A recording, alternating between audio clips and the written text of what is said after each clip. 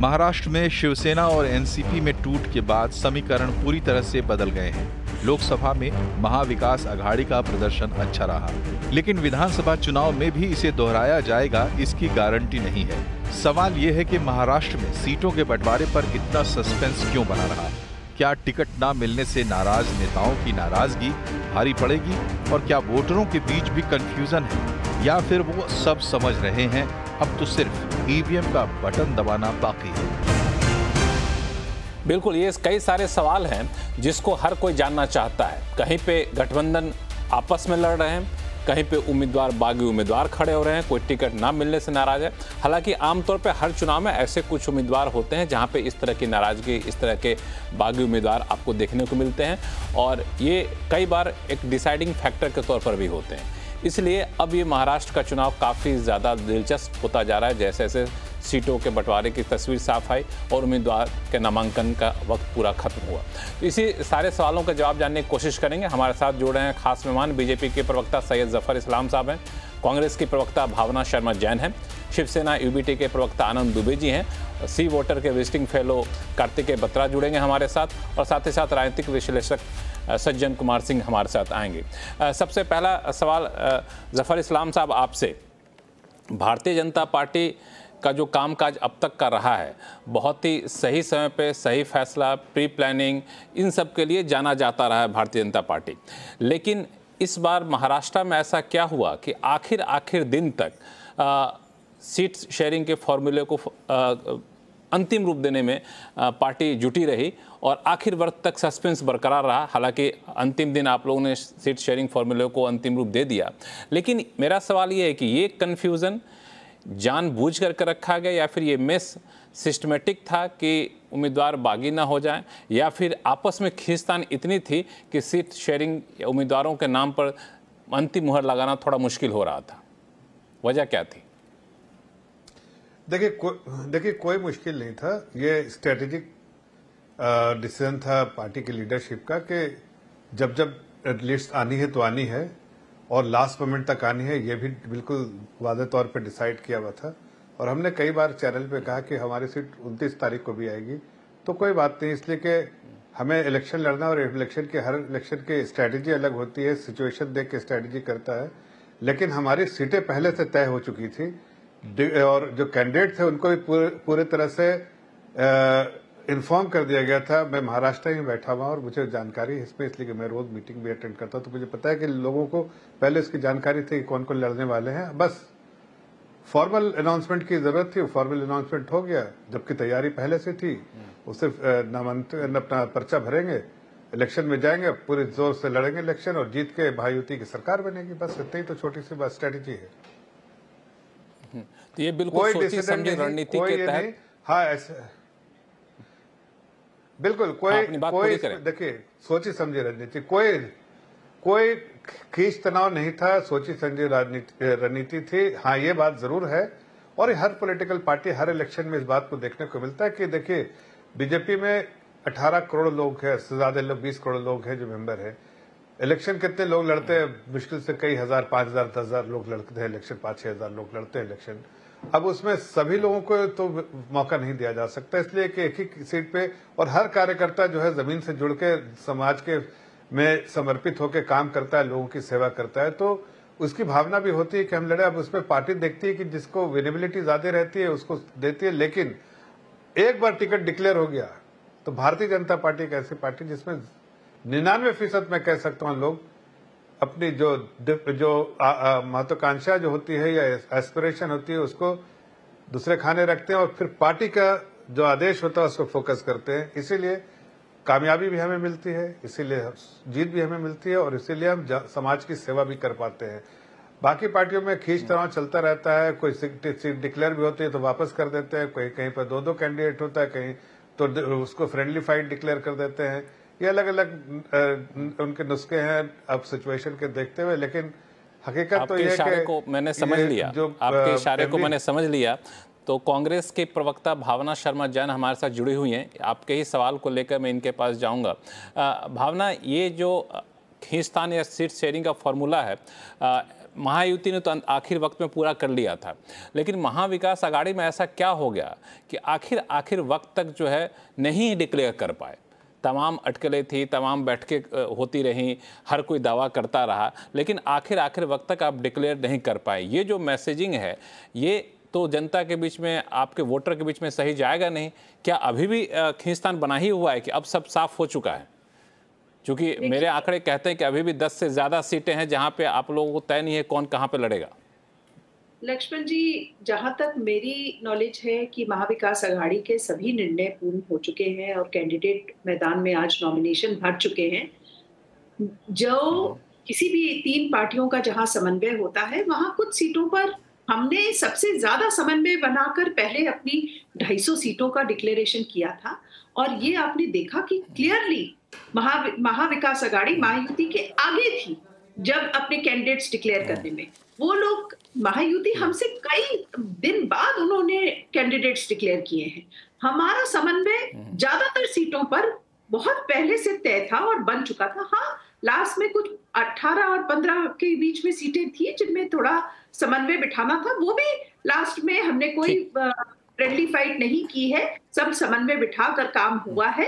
तो अभी के हिसाब से भावना जी, अभी के हिसाब से, आपके हिसाब से कहें कि 288 सीटों में से कांग्रेस कितनी सीटों पर लड़ रही है, शिवसेना यूबीटी कितने सीटों पर लड़ रही है? आपके पास क्या फाइनल टैली क्या आया है?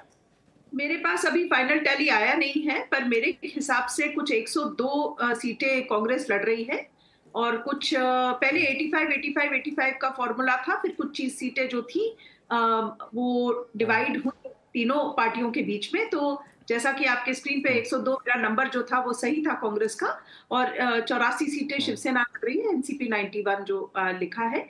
तो अभी भी चुनाव में कई जगह हमने कुछ स्ट्रेटेजिकली जो डिसीजंस लिए हैं बागियों को संभालने के लिए, कुछ वो स्ट्रेटेजिक डिसीजंस है, वो हम आपको समय रहते हुए पता चल जाएंगे। अभी आप देखिए बगावत तो बीजेपी में भी कितनी हुई है। आप देख लीजिए, इनके बड़े नेता थे गोपाल शेट्टी जो खासदार रहे हैं 2 टर्म के, वो उन्होंने बगावत करके फॉर्म भर दिया है आज इंडिपेंडेंट। आप ये जानते हैं अतुल शाह जी ने पार्टी छोड़ दी है। कितने जगह इनके यहाँ बगावत, इनके बड़े बड़े नेता बगावत कर रहे हैं। तो निर्णय लेने में देरी तो इनके यहाँ भी हुई है। इस बगावत पे आपके पास मैं आऊंगा, इस बगावत पे मैं आपके पास आऊंगा। मेरा सवाल आप ही के जवाब को आगे बढ़ाते हुए, आपने हमारे स्क्रीन को देखा और कहा कि कांग्रेस को 102 सीटें मिली हैं। स्क्रीन पे जो चल रहा था जिसको आपने एंडोर्स किया है, शिवसेना को 84 सीटें मिली हैं, समाजवादी पार्टी को भी सीटें दी, आपने कितने सीटें दी हैं? देखिए, जहां तक मेरा आइडिया है कि मेरे ख्याल से 5 सीटें, मुंबई में 1 सीट है, 1 सीट उनका कैंडिडेट एनसीपी के सिंबल पे लड़ रहे हैं, है ना। तो अनुशक्ति नगर में जो कैंडिडेट हैं वो एनसीपी के सिंबल पे लड़ रहे हैं, क्योंकि वो सीट सिटिंग एनसीपी की थी, इसलिए उनके पास गई है। तो कई जगह ऐसा एडजस्टमेंट भी हुआ है कि जहां कैंडिडेट सपा का रहा होगा, पर सिंबल जो है वो एनसीपी जो महाविकास आघाड़ी के कोई एक अलायंस पार्टनर है, उनके सिंबल पे लड़त हो रही है। तो ये एक बिल्कुल आपके पास समझ गया मैं। एक चीज मैं आपके पास और सवाल लेकर के आऊंगा, भावना आपके पास मौका दूंगा अभी, और शो हमारे 1 घंटे का होता है। आनंद दुबे जी, आपने देखा कांग्रेस के प्रवक्ता ने साफ तौर से कहा कि 102 सीटें उनके पास, 84 सीटें शिवसेना यूबीटी के पास। आप लोगों की सीटें इतनी कम क्यों हो गई? क्यों आप लोग बार्गेन करने में बहुत आप लोगों की चली नहीं क्या?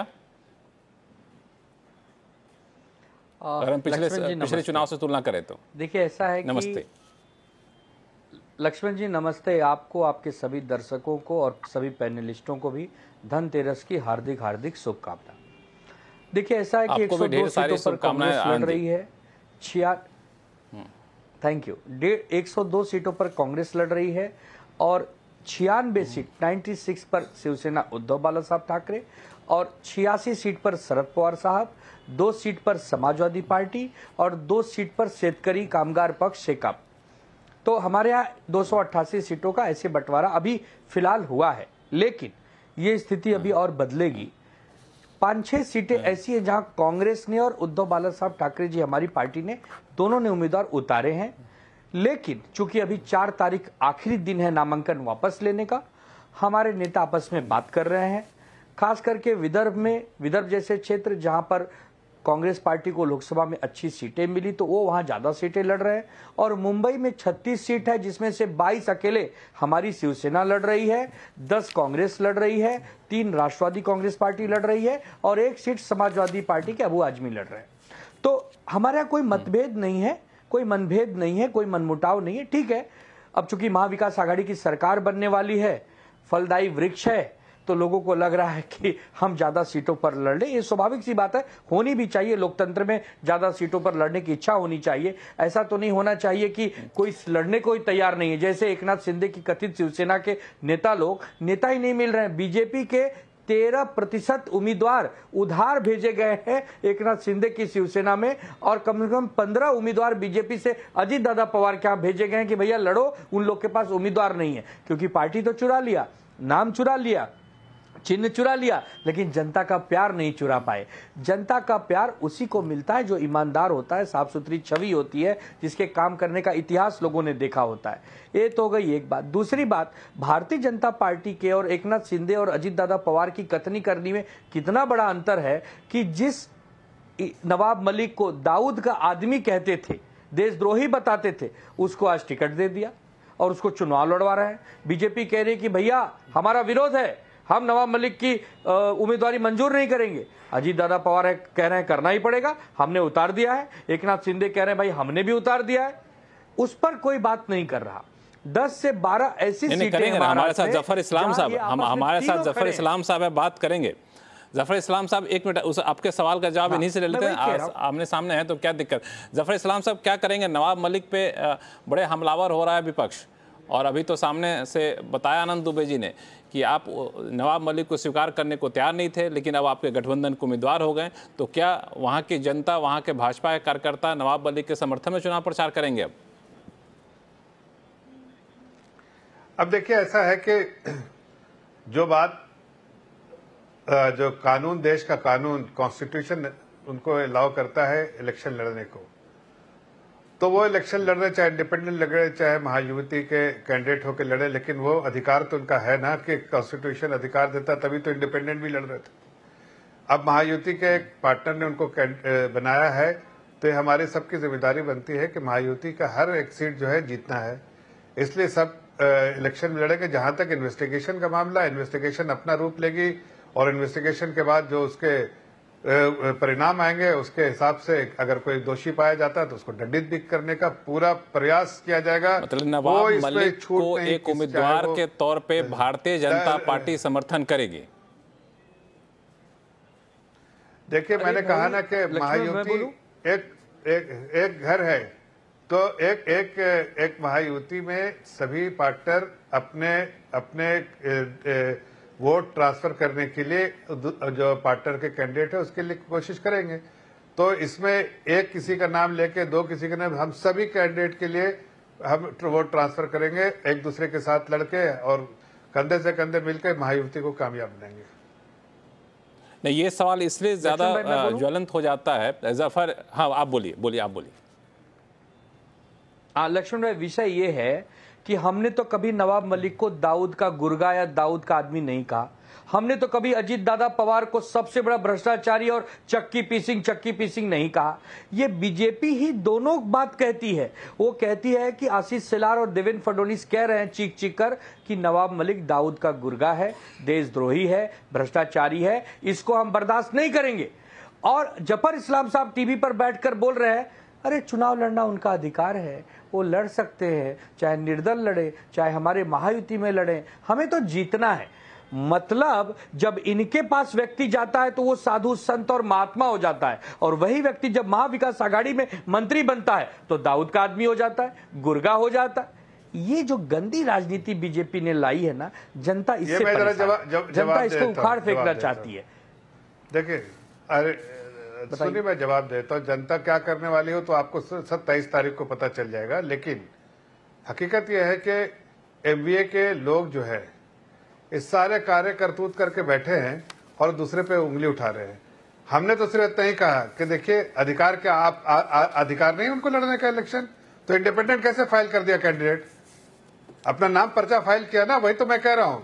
अब अगर इंडिपेंडेंट लड़ सकते हैं तो अपने एनसीपी के महायुति के पार्टनर के हैसियत से लड़ सकते हैं। अरे सुनिए पहली बात, आप सुनिए, मैं सुनिए। अरे देवेंद्र जी को समझाइए ना, आप तो समझ गए, आप तो बड़े समझदार हैं। सब समझ रहे हैं, सब नहीं, सुनिए ना, पहली बात सुनिए।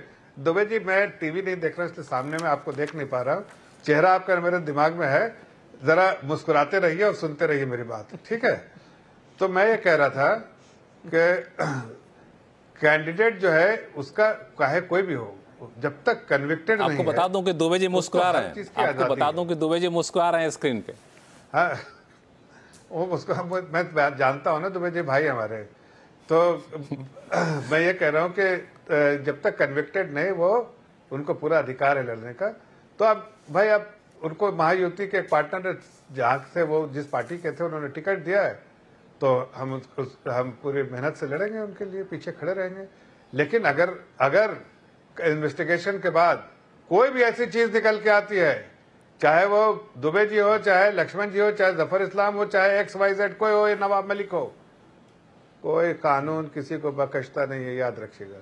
कानून अपना काम करेगा, कानून के लंबे हाथ होते हैं, उसमें कोई बख्शिश नहीं। लेकिन जब तक कानून के हाथ कोई कन्विक्शन नहीं होता है, तब तक लेकिन आपने बहुत बड़ी बात यहाँ पे कह दी कि एक ये महायुति के उम्मीदवार हैं तो हम उनका समर्थन करेंगे नवाब मलिक का, इसमें कोई दिक्कत नहीं है। लेकिन मुझे लगता है कि पहले ये हुआ था कि नवाब मलिक के हमें सीट मत देना, हमारी बेटी को सीट दे दो। बेटी को भी टिकट मिल गया, अब नवाब मलिक को भी टिकट मिल गया। मुझे लगता है सबसे बेहतर बार्गेन यही कर पाए। सज्जन कुमार सिंह साहब, मैं आपके पास आऊँगा, चूँकि जो अभी परसेप्शन बन रहा था चुनाव से पहले, वो परसेप्शन ये बन रहा था कि एक तरीके से मराठा, गैर मराठा, इन सबों से ऊपर उठ करके एक बड़े तबके को अपने पक्ष में लाने की कोशिश भाजपा कर रही है। जिस तरीके से हिंदुत्व की राजनीति को ज़्यादा बल दिया गया, पिछले दिनों से वहाँ पे कई सारे पोस्टर लगाए गए कि बटोगे तो कटोगे, इस पर एक गाना बनाया गया जो काफ़ी तेज़ी से पॉपुलर हो गया। हिंदुत्व की राजनीति की जो बात लेकर आगे बढ़ना चाहती है भाजपा, नवाब मलिक जैसे उम्मीदवारों का उतारा जाना महायुति के उम्मीदवार के तौर पर, लगता है इस राजनीति या इस रणनीति को कहीं ना कहीं कमजोर करेगा? नहीं, देखिए लक्ष्मण जी, हमने अभी मैं विदर्भ में ही हूँ, चंद्रपुर जिले में, और हमने विदर्भ के सारे 11 जिलों में जो अपनी एक ग्राउंड स्टडी की है।